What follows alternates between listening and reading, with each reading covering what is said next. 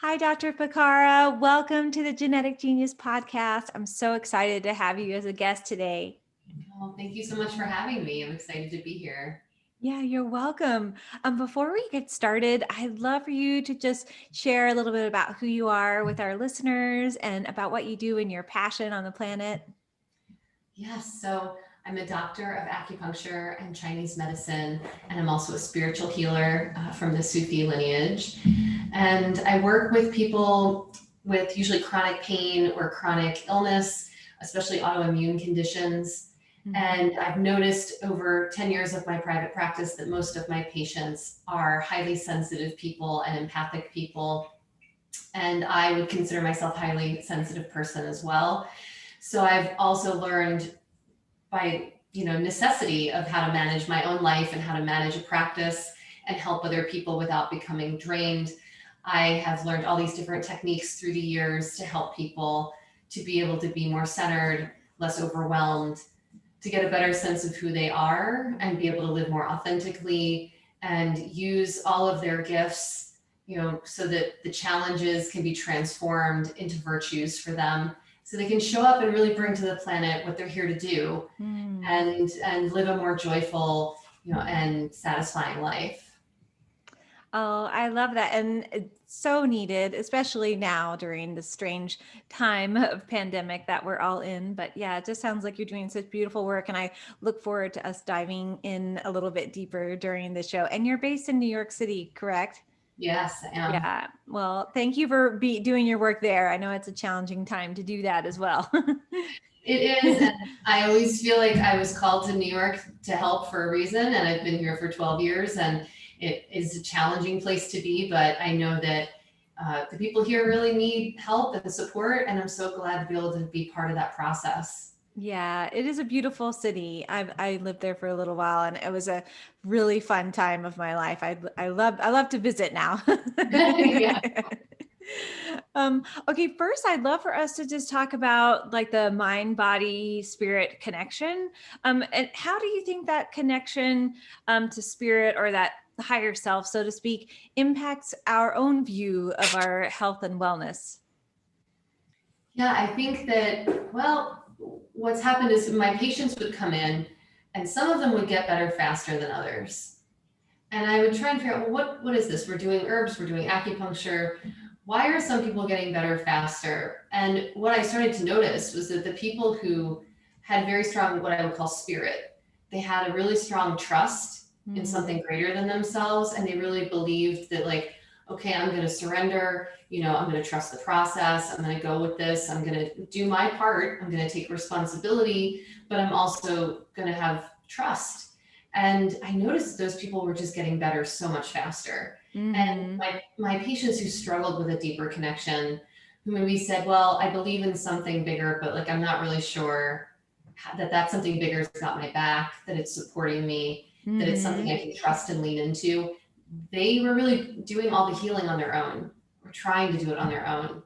And I just found it was also exhausting, and it was burdensome for these patients. Mm-hmm. And so I went through a very similar process of feeling at times like I was doing it all on my own and I didn't know what to lean into or to trust into. And it really made my healing more difficult as well.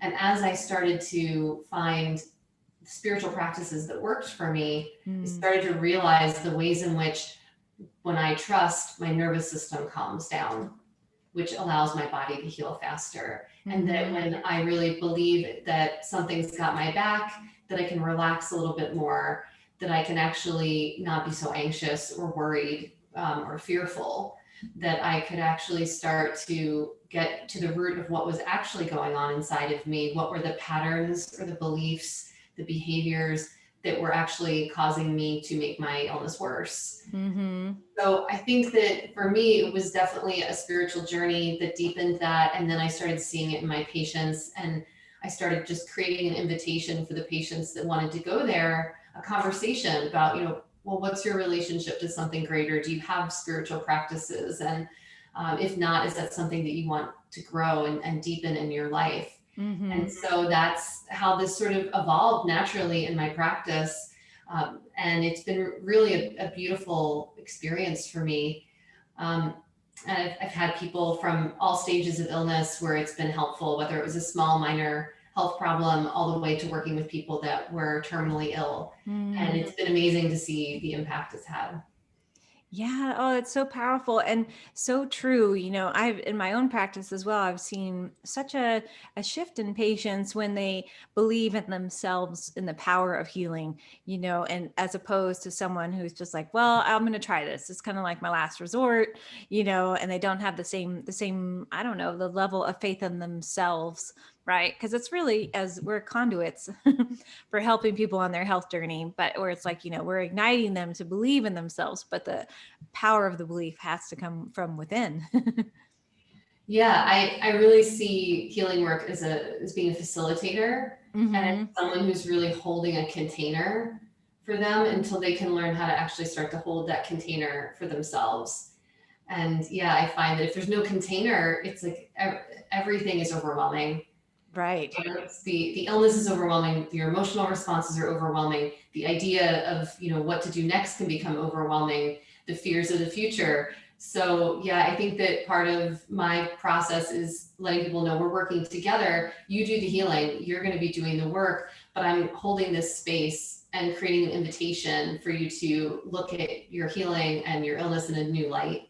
And Mm-hmm. I'm holding that support and belief that I see a version of you that's healed that maybe you're not ready to see yet. And helping them to move into that process is, I think, part of what I'm doing as a healer to help facilitate their. Yeah. Oh, that's so profound. Yeah, the container aspect is so key, especially when it comes to patients who have anxiety or overwhelm, like you said, because then it's like the container is like a cheese, piece of Swiss cheese, right? Yeah, Where everything starts to flow through the holes and they can't really grasp the edges of the cheese. yeah, and this, I mean, it's so frustrating for the patient too because they can feel that like it's just not sticking. Like, oh, I keep putting all these, this work into healing, and it's like Mhm. it's running through a broken bowl. And Right. and they can feel how it's like, oh, I'm just eventually they get frustrated, right? And they start to lose Yeah. hope. They're like, I'm doing everything and like nothing is working. Nothing works. Right. Yeah. Yeah, that's really common. I hear that with patients sometimes. It's like they like I'm doing everything and I've been doing everything for so long and I'm just not getting any better, But then they lose that faith in themselves, which I think is the key aspect of kind of what we're talking about today, that kind of like trust in your own health and wellness. Okay, so when you're in that chronic state, which you talked about working with patients and kind of like all levels of that, what's the impact that comes from the connection to the emotional and spiritual body? Does that make sense? So like when you're in that chronic state, it's a lot different impact, I think, on the spiritual body and the trust, the wellness. So what do you see in patients, or when they're in that chronic state, what can help shift them and out of that state? Does that make sense, of being in this like cycle or wheel of the untrust? Yeah. So I think I look at the body in multiple levels. I think there's a physical level, and then I think that there's like a heart level that's a little bit Mm-hmm. deeper and like more emotional based. And then I Mm-hmm. think that there's like a spirit level, which is, the light that comes through all of us, but that is, shaped by your uniqueness. Mm-hmm. Um, and so if people have just a physical health issue and it's purely just physical, I find that those people tend to recover fairly quickly Mm-hmm. because everything else is in alignment. They have a sense of purpose, they have a sense of who they are, they feel like, whatever the physical thing is, it just needs physical attention. Right. But when it comes to chronic pain or chronic illness, I find that we're usually not working on a just physical level. We're working on a heart level or we're working on a spirit level. And Mm-hmm. so part of it is also letting people know if you are only doing physical things to fix this what you think is a physical problem, it's not working, then it's not just a physical problem. Right. So helping patients to understand that hey, there are multiple levels at which your body functions, and we may need to go deeper into the heart level, which often has a lot to do with emotions and feelings, but also Mm-hmm. like Where are you brokenhearted? Where is it that you have unresolved emotions? Where have you had repressed experiences because they were too much to handle at the time? Mm-hmm. And how can we start looking at that and start realizing that it's not just about the practical day to day. Oh, well, I took this herb and I took these vitamins. I made sure I got all the sleep I'm supposed to get. How come I'm not better? And start going, okay, let's start doing some work where we go inward and we start asking your heart to show Mm-hmm. you the images, the beliefs, the experiences, what's going on a deeper level that's unresolved. And when people take that shift and alone, I start to teach them that, hey, your heart is a receptor, right? Mm-hmm. So the heart brings in blood and it pushes out blood. Right. And when you're doing, you're putting out a lot, but you're not necessarily bringing in as much. So where do you get your energy from? Mm-hmm. Where do you receive support from? And that's where it becomes a little bit more of a spiritual conversation. But I talk to people on all levels. If you get nourished by nature, that's something greater than just our Right. humanness, right? And it's so what is it that refuels you? How can we start bringing that into the treatment room? How can we make sure that you're receiving that light, that love, that divine support, so that we can look at these things in your heart? Because I don't think we can look at what's gone on emotionally without enough love to meet the pain that we're experiencing. Mm-hmm. So looking at it that way, where I tell patients, I don't want you to sit in your suffering and just look at it and keep rolling around in it. It's Right. miserable. It's Yeah. terrible. So we need to find a way to bring in enough support to meet that pain. And then I think healing can start. Yeah. Oh, I love how you drew it to the heart center because that's such a key when it comes to chronic illness. And, like you said in the beginning, when you have maybe you just, I don't know, sprained your ankle or something like that, like something like an acute injury, it's most of the time, it could be emotionally connected too, of course, but most of the time that acute is on that physical level, like you said. But then what's when we're in that chronic ill state? Deeper, much deeper, and that's when we're looking into the emotional body is so key to helping patients to move out of that state of illness into a space of belief and trust. And I really liked how you connected it to the heart, because when we open up that center and from that self-care and self-love piece, it totally changes how we're able to receive the healing, because that's really it's really about. If we can have I don't know how much body work or healing I've personally received, but if I wasn't open to it, I would never shift, which I think we see that. And then people that have tried, millions of different things and they never get better. It's like, what's the little piece? So when you have the person who is really stuck, is there a way that you help them shift? You besides I don't know, you just talked about that key component, but maybe if you is there a specific thing you're like, oh yeah, this can help this person shift, or is it more individualized?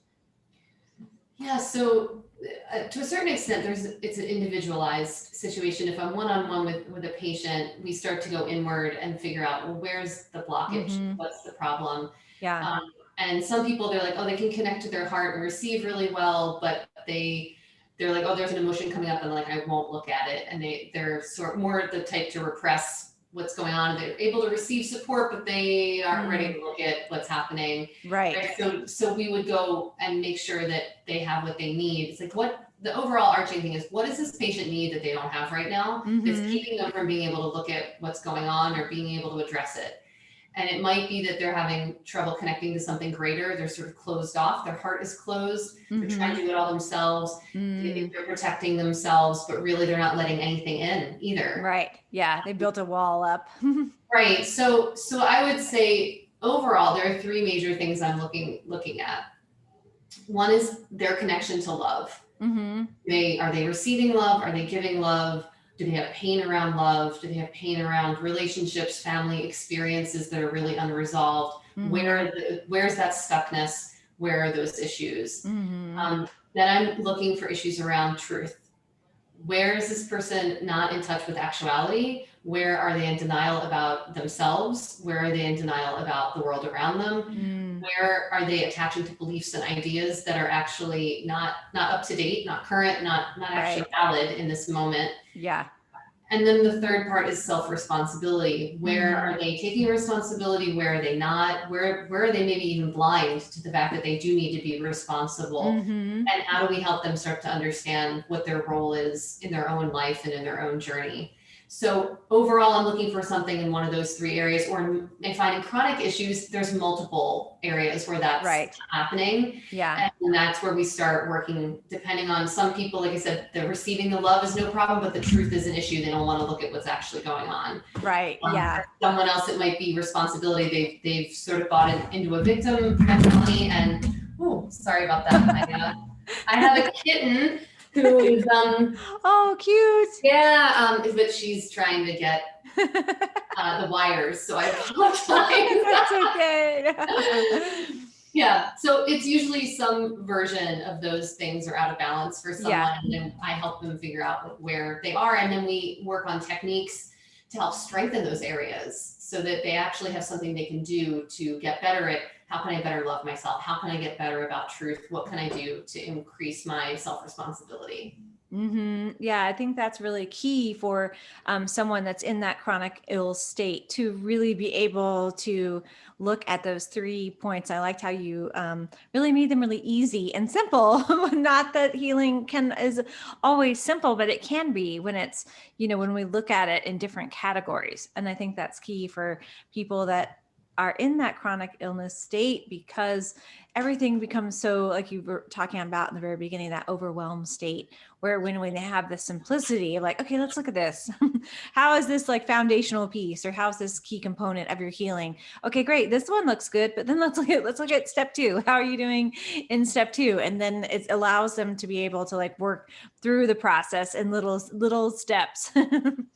Yeah, exactly. I mean, Hmm. I think that especially patients, by the time they get to me, they have usually been through a slew of doctors Right. and they feel like they're stuck and they have very complex, complicated cases. And Yeah. so, helping to break it down and make it a little bit more simple for patients also to be like, let's just take one piece at a time. Let's Hmm. work on these things. And they see the progress and they can see that they're changing, that their behaviors are changing.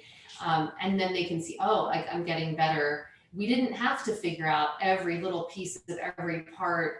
Right. And people get so fixated on, oh, I have to do all these different things. And I'm very simplistic in that way. I'm like, let's work on the thing that I think is the biggest deal right now, one thing at a time. And then as we move on, we'll address everything. But I often find once you start to fix one piece, other symptoms start going away. And then Totally. patients are like, wait a second, the headaches are gone. It's like, or, the pain that I was having over here is gone. It's like, oh, what's happening? Well, Yeah. the body will take care of what it can take care of as long as we start heading you in the right direction. Yeah, it's so true, because a lot of times patients will forget that they had something, or like you said, it's like the onion, one piece, that layer comes off, and which they didn't even realize they were hiding or burying, suppressing all these other things underneath. And then a new one surfaces like, okay, now it's time to deal with that one. Right. Yeah. Yeah, exactly. And so how do we begin to connect more deeply? So you have these kind of like 3 steps that we can look through. And how do we open up that deeper connection to the body and spirit to prevent the aspect of chronic illness to even start? Does that make sense? Because I know as it sounds like you and I both see a lot of really chronic ill patients. And I'm always looking to see like, okay, well, how could I help someone to prevent things, 20 steps backwards before they even get to this state? Right. Mm-hmm. Yeah. So, my training and background is a combination of Chinese medicine, Mm-hmm. as well as Sufism. Those are probably the 2 biggest areas that I draw from. And one of my teachers, Thea Elijah, she's a fabulous practitioner, and she's been teaching for many years. And I've been her assistant. I've traveled all over North America with her Mm-hmm. while she's taught these group classes where she calls it whole heart connection. And the exercises that she's teaching are really healthcare oriented. They're Mm-hmm. designed for people to learn how to avoid burnout, how to recharge themselves, and how to get in touch with their own heart, how to Mm-hmm. trust their bodies and trust the environment, when to trust, understanding, how to be standing in your power more. And so all of these techniques I've adapted and adjusted to use one-on-one with people, but I Mm-hmm. also in my upcoming course, these are some of the things I'll be teaching, or these practices that you can do Mm-hmm. on a regular basis. And they have a strong physiological reaction. So when people do them, they feel different. And one of the goals is to help people to understand this thing that I think is very important and key, is that we don't stay centered all the time, Right. right? So we are going to fall out of alignment. Right. It's just like natural law of Yeah, gravity and yeah, life. it's what being human is about. Right. We're constantly adapting and adjusting, and we're going to go off center. And Mm-hmm. the key is learning techniques to help you come back to center faster. Right. Exactly. Mm-hmm. So that's really, in terms of techniques, there are some of these guided exercises that I teach people Mm-hmm. where I walk them through, and I've recorded some of these as audios that I give to my patients where Like they a can listen to meditation them. style. Yeah, it's similar to a meditation, although I may have them do it standing up with their Mm-hmm. eyes open. I may have them do it up against a wall. Because the key is that I want you to connect with your body, but I want these to be practical skills that you can take into your day-to-day life. Mm. So I may say, this is your exercise, but I want you to do it while you're doing the dishes or while you're doing your laundry. Right. I want you to do it while you're interacting with the world, because I love meditation. I started meditating at 17, and I was part of a Tibetan Buddhist lineage for quite some time. Mm-hmm. And I loved meditation, but I would ask my teachers, it's like, well, it's not affecting my day-to-day life in terms of my relationships. I'm still having these problems. I'm still finding I'm peaceful in meditation, but I'm not peaceful when I'm standing in line in the store Yeah. or on the subway. Right. So what do I do? And they just said, keep meditating. You're like, And I don't know if that's the answer. yeah, and like, it's great, but I think there's more. And so Right. these exercises are designed to be brought into your day-to-day life, which Mm-hmm. I think makes a difference, because if you are in a better state when you're washing the dishes and your kids Mm-hmm. or your spouse interrupts you, you're going to be in a state that's going to be more prepared to respond to them in a way that is more heartful. Yeah. And if you can learn how to start reacting to people in that way, or life or situations from a more heart-centered place, you are not going to have blood pressure spikes. You're not going to have your blood sugar, up and down the same way. You're not going to have the emotional and nervous system volatility that you might have otherwise. Mm-hmm. And so it's really about helping bring that sort of feeling of meditation, but of heartfulness, into your day-to-day life. Yeah, and that's so key. I really liked how you kind of talked about the meditation piece, because, meditation is great. I myself meditate every day, and I've had a long history of lots of meditation. But if we're not grounded in the moment, which I think is what your main point was there, if we're not able to bring daily practices is where like you said, like standing in line in the subway or being patient for groceries now, whatever it is, we have to have that moment where we can bring ourselves back to center, back into alignment. Because, it's like the more we're out of alignment, the more we can be in that ill state. Right. Mm-hmm. Yeah. So I think that's one thing I work with people on, and taking that, in groups or individually. And then also just helping people, understand and start to notice the voices in their own mind. Right. Yeah. And the stories that we're telling ourselves, the images that we may have that aren't serving us. And so helping people to understand how to discern the voices that are in your own head, how to understand where they're coming from. How do you know what voice to listen to? Right. What's guiding your, when I started learning this work, I remember thinking, oh my gosh, like, I don't know. I just listen to whatever comes into my head. Right. And I take what other people say to heart, and like, maybe I shouldn't be taking everything people say to heart. And yeah. So that's the second part, is usually like, understanding better the mental aspect, what's going on there, what beliefs you have, ideas and concepts you can attach to, that we can start to discern, so you can start to discern for yourself, what am I engaging in mentally? Right. And what am I actually feeding myself mentally? And do I want to be listening to these voices? And is that useful or not useful? Yeah. So that's a whole nother section. And then if they're interested in going deeper spiritually, then that's where I bring in some of my Sufi training. So there are practices there as well that help you get into the heart, related to chanting, and different types of prayers and Mm-hmm. practices there. And that is really for people who want to go for that deeper dive of getting, Right. closer to the divine and having building a connection with that source in a way that there's a real relationship. Mm-hmm. And that's been a beautiful experience. I feel like Sufi chanting has had a profound physiological impact on me. And there's Mm-hmm. actually some research coming out around using some Sufi chants to help with depression, Oh, and we're great. finding that it's actually been very useful. Mm-hmm. So those are the three general levels that I work with people on, and depending on how far people want to go or what they're interested in, like how Right. they want to get to their issue. I think that there are Yeah. always multiple ways to help people. It's really meeting people where they are. Right. Yeah, there's many roads down the path of health and wellness, right? Depends on what you're open to or what your interests are. But it back to that heart center, which was what you were talking about before, is so key to really opening up the heart, because when that happens, we're just more receptive to the healing we might not have been receptive to before. Yeah, absolutely.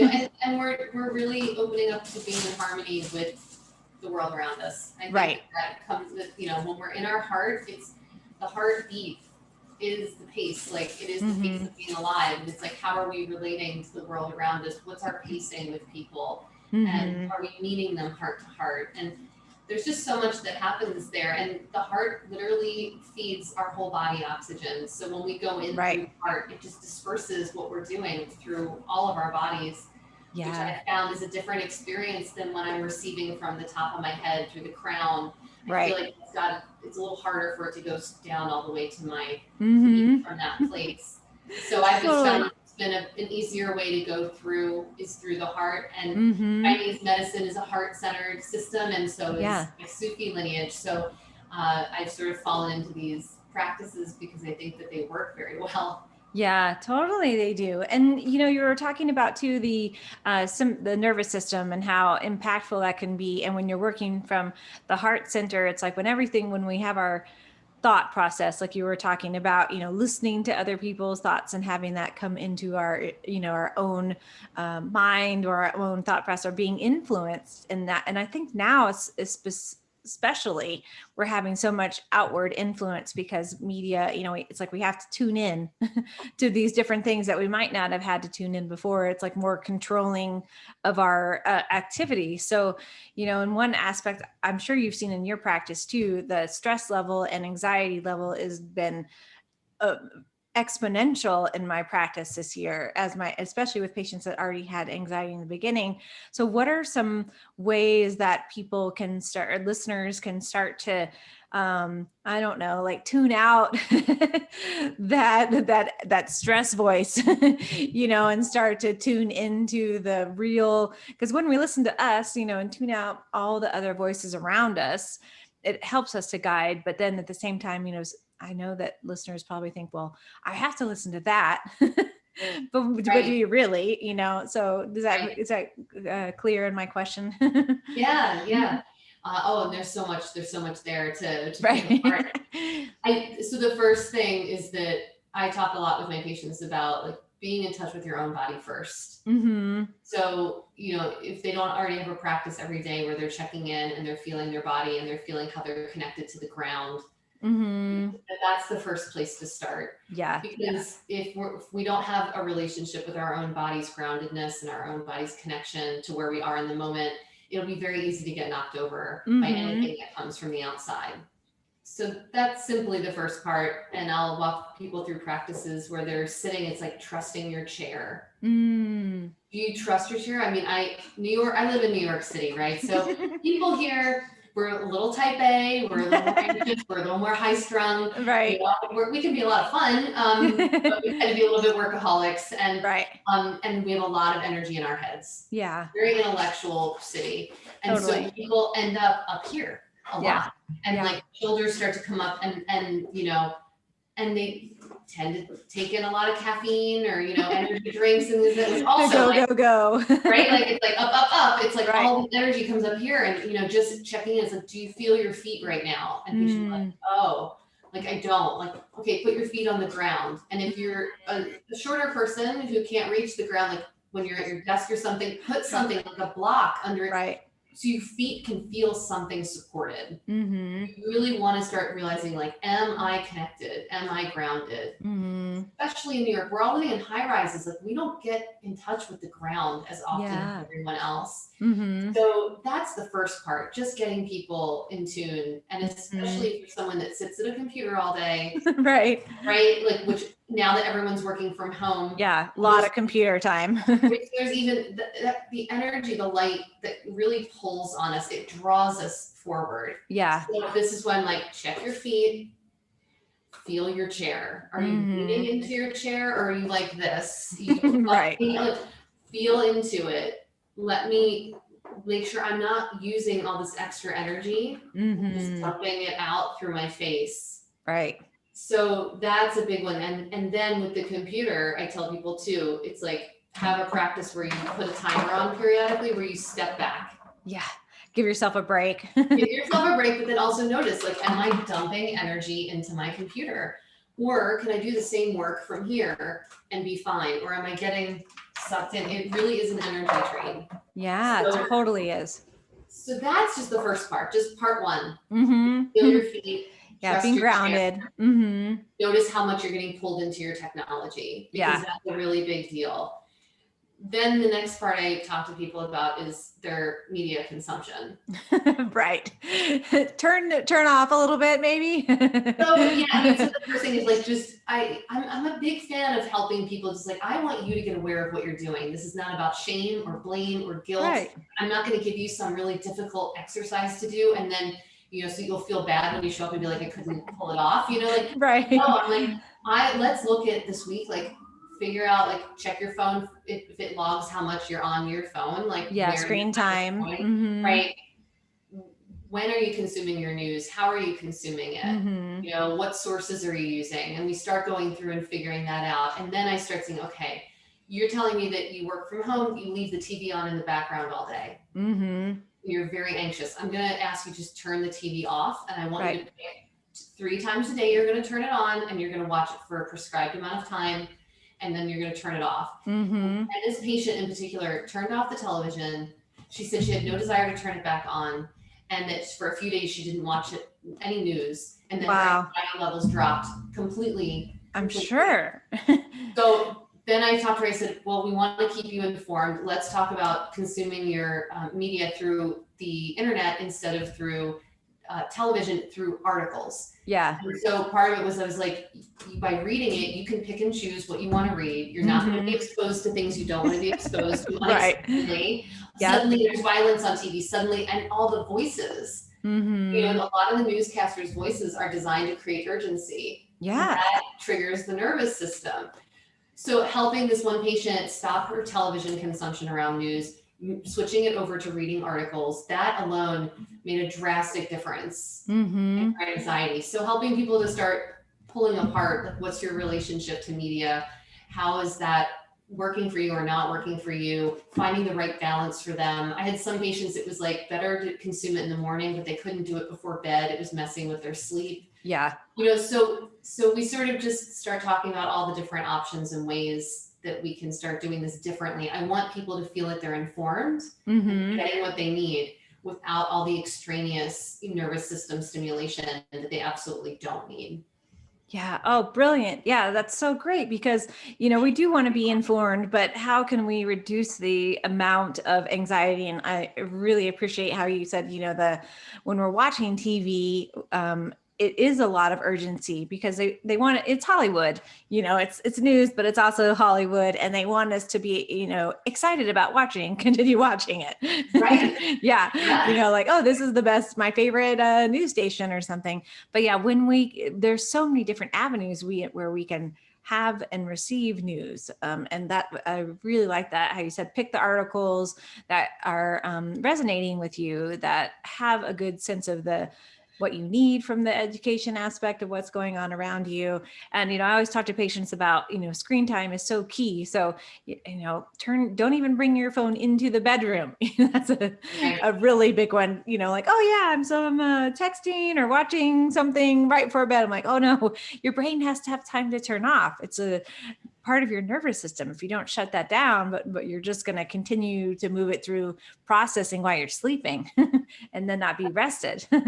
Yeah, I did a whole webinar during the quarantine about sleep because people were talking about this, and Mm-hmm. I talked a little bit about how, melatonin production and the blue Mm-hmm. light and but also just the stimulation that you're giving your brain by being on Yeah. your phone so close to nighttime when really you should be winding down, you should be getting more quiet, you should be getting more still, and your mind Mm-hmm. should be able to be more reflective rather than more outward. Uh, Right. so yeah, I'm totally with you. There's so many aspects to all of this, and, Mm-hmm. and conversations, that's another big thing is Yeah. what kind of conversations are you having, and are you getting really riled up from them, and are these upsetting conversations, and pick and choose, again, where you're going to be spending your mental energy and how you want to be spending it. And there are conversations that you have the right to say, you know what, I don't want to talk about this. It upsets me too much right now. Mm-hmm. And I just don't want to go there. We forget sometimes we get so pulled into Yeah. interactions or conversations. And this is part of that paying attention to, well, is this actually even good for me? What voices am I listening to here that are pulling me Mm-hmm. into this conversation? Right. Yeah. What's the healthiest voice in my brain? Right. Yeah. And we may realize, we've got some unhealthy sort of addictive pulls toward Yeah. conversations, topics, and things that aren't actually benefiting us. Mm-hmm.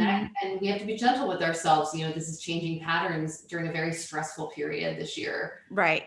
Yeah, So creating healthy new patterns. And I think that's part of been, the benefit of the pandemic, so to speak, is enabling us all to create better health patterns, and really look deeper into like, okay, was this pattern that I was doing, like you said, like, New York is so busy, and it's true, but we all have busy lives. Like, okay, like, how can I spend more time in my garden? Or if I don't have a garden, maybe I have a plant inside, or, maybe it's like cooking dinner with my loved one inside, all the things that I think have taken everyone just a step back to really look at our lives more deeply has been really grateful. I'm really grateful for it.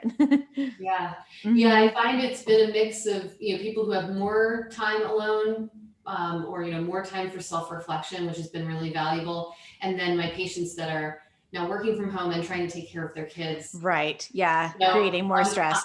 right, and what they're realizing is like, oh, they're learning more about relationships with others, Hmm. and I think some of the rest of us are learning about like our relationship to maybe our job or maybe our relationship Right. to ourselves around those things. And either way, huge learning opportunities. And Hmm.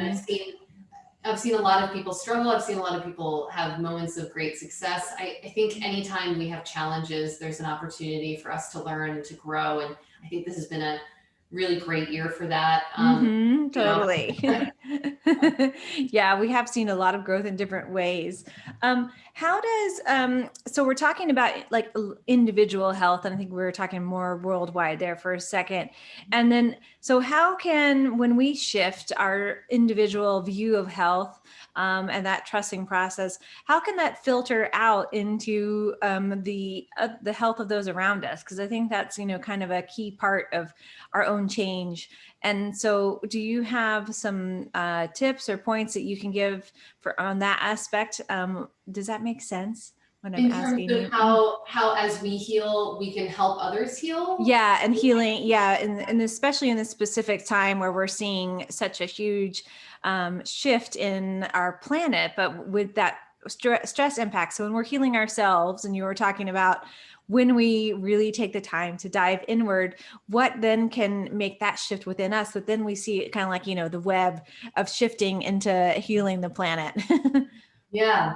So, well, gosh, there's a few things to this too. I think my experience has taught me personally and professionally that when I do healing work for myself and I have a shift, that naturally makes a change. So Hmm. if you want to think on a spiritual energetic level, like I'm vibrating at a different level, that's going to influence everyone who walks into my field. Hmm. But even from a practical, very practical standpoint, if I let go of a belief or an idea, if my body starts to heal, then I'm going to behave differently. Right. And so that behavior then is going to have an impact on how I treat other people. And that's going to change how they, in return, act with me. So I think that inherently, as we heal individually, we help to heal others. It is just this natural side effect. Yeah, Um, exactly. the people that are ready to also meet us there, because I think a lot of us want to be in our hearts, and I think a lot of us want to be, drawn toward loving kindness, and treating each other well. And sometimes we Hmm. just need other people to sort of roll out the red carpet for that. Right. And some people naturally are like, I'm on board. Like, I Yeah, want to do this. I'm going to do this. And thank you. Like, you sort of took that first step, and now I feel like I can do it too. exactly. So that's, I think it's just a beautiful, natural Hmm. reaction. I think for people that are like, I want to help other people, I think it's that reminding them the best way that we can help other people is to actually accept them as they are, Mm. and to bring love and truth. Again, these come back to these three main principles show up a lot in my work and in my life. Yeah. It's like, can I love this person where they are and accept them where they are? Can I also hold them accountable and be honest with them? Hmm. Hey, I really care about you. This thing that you're doing, I'm finding it destructive toward me or toward yourself or toward family members. Right. And I feel like it needs to be addressed. And then holding the self responsibility and being like, it's not my job to fix this, but it is my job to address it. Because Hmm. I care, I want to create an opportunity for conversation. It's like, but I have to ask that it's done in a respectful way. I have to ask that you can show up in a certain way to do this with me.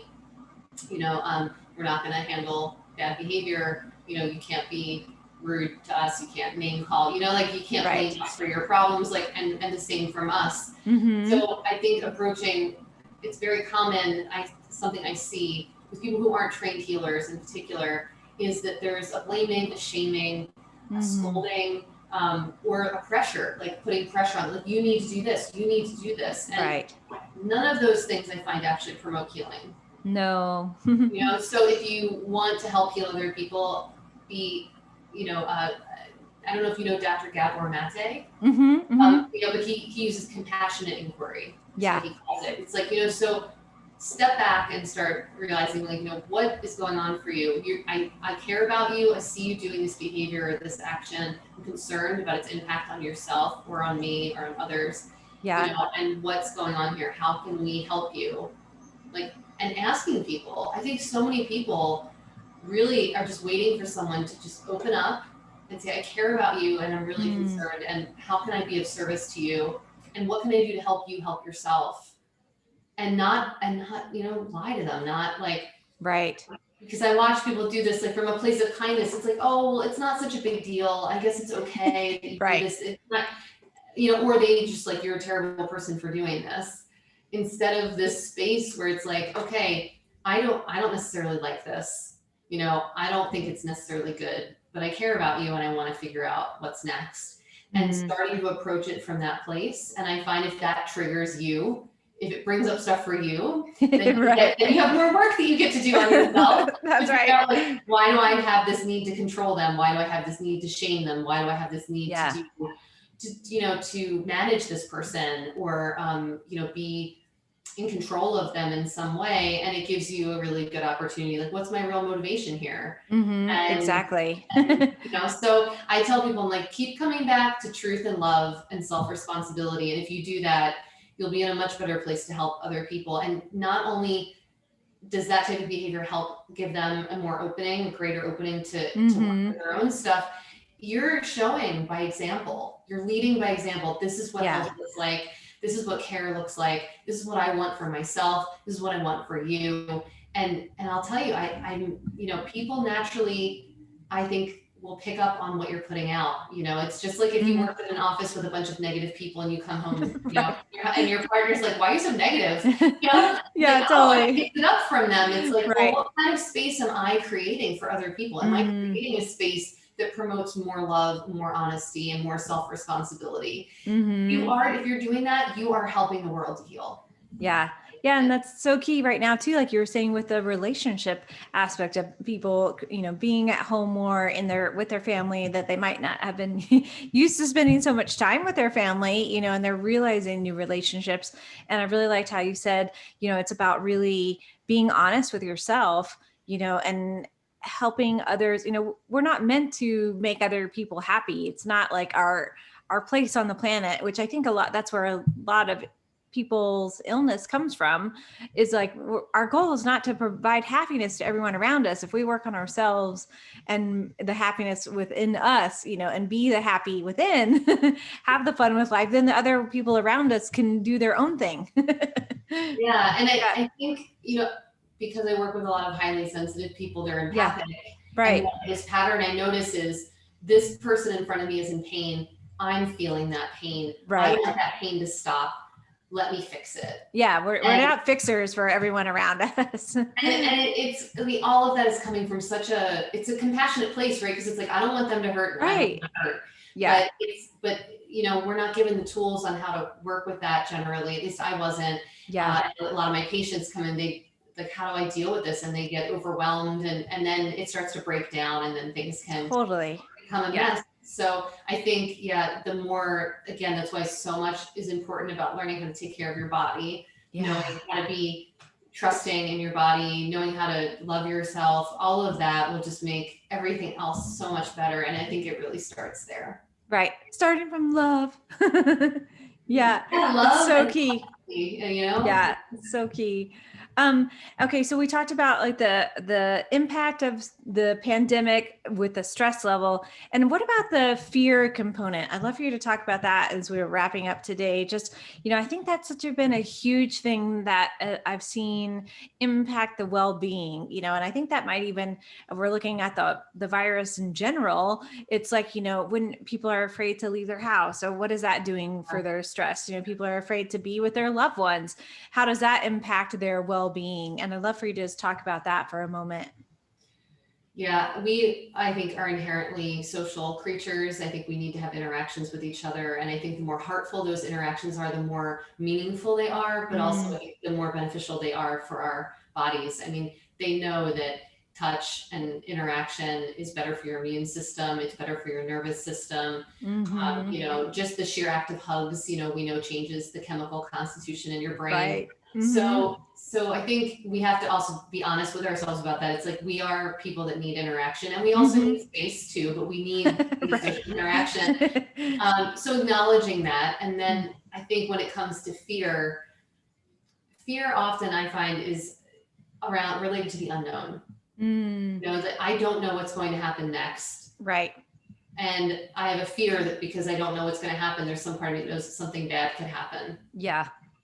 And I think what's been challenging about this pandemic is that there was a lot of unknowns, and that just increases people's fear. And when people are afraid, of a coping mechanism is to get on the internet and try and learn everything they possibly can about it. Right. They can say, no, if I know enough, I won't be afraid anymore. Right. Yeah. Which doesn't really solve. No. It doesn't actually can make it worse.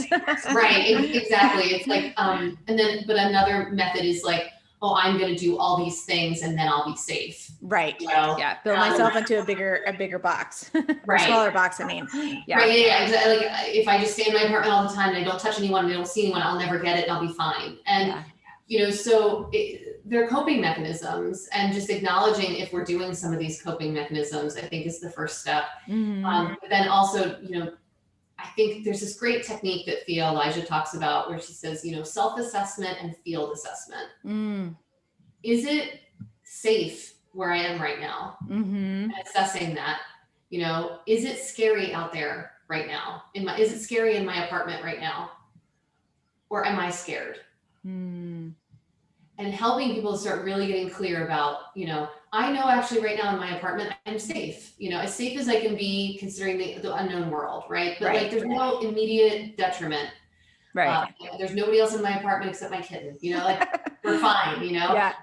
So I'm like, okay, but then if I go inward and I go, gosh, I'm feeling a lot of fear. It's like, okay, what's that about? Oh, I'm feeling fear about the things I can't control, or what's going on outside of my apartment. And getting really clear about that so that you can also say, well, you know what, I'm right. I don't know what's going on outside my apartment. I do know that there's a chance I could get sick if I go out, but I'm not there right now. I'm here. Right. So when I field assess, is this a dangerous situation? I say no, then it's like, then I can start saying to my body, okay, am I willing to relax right now? Can I take this moment to just be more, focused on calming my body? Because my body, hey, thanks, body. You are trying to protect me, but Right. this is not the appropriate circumstance for that. Yeah, you can take a And break. right. And so then you can do other breathing techniques I find are very helpful, or other Yeah. heart opening exercises, the grounding techniques. There's so many things you can do, but you'll know that's the right time to do it because it's not safe in this moment. Mm-hmm. Because the truth is, you may go out somewhere and you may have an interaction with Right. someone who's not being safe, especially here in New York City. Unfortunately, Yeah. there's some people on the street. You can't avoid people on the street, you know. So you have to be able to know when something's actually a problem. Oh my gosh, that guy does not look well. They're coughing everywhere. They're not wearing a mask, and Right. they're coming on the same street as me. I'm getting out of here now. This Right. is Cross the street. right. This is not safe. But if you're always on high alert, you're not going to notice those situations the way that you need to. So Yeah.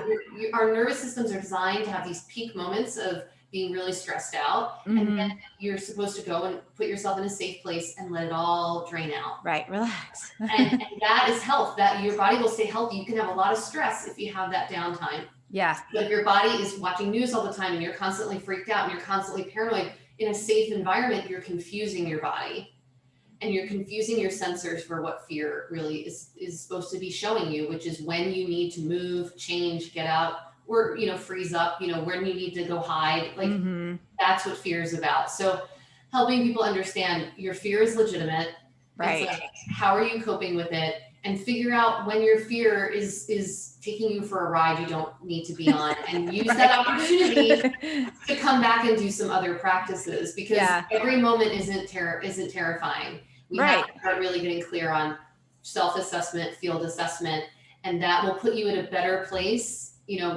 nervous system wise, to be able to catch when you really are in danger.